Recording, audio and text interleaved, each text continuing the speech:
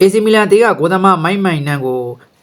AC မီလန်တေးကဆိုရင်တော့ကိုသမမိုင်းမိုင်းနန်းကိုတက်တန်းတို့စာချုပ်ချုပ်ဆိုနိုင်မှုနှီးစပ်နေရဆိုတဲ့အကြောင်းတင်ဆက်ပေးချင်ပါတယ်ဗျာ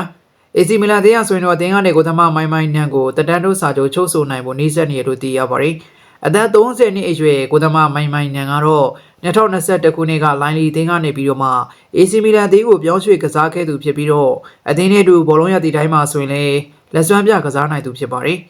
ကိုသမမိုင်မိုင်နန်ကတော့လက်ရှိဥရောပမှာအကောင်းဆုံးကိုသမတွေထဲမှာတအုပ်အပါဝင်ရပ်တည်နေသူဖြစ်တဲ့အတွက်ထိပ်တန်းအသင်းကြီးတွေအများစုကလည်းခေါ်ယူဖို့စိတ်ဝင်စားခြင်းခံနေရသူလည်းဖြစ်ပါတယ်။ကိုသမမိုင်မိုင်နန်နဲ့ AC မီလန်အသင်းတို့ရဲ့စာချုပ်တက်တန်းမှာ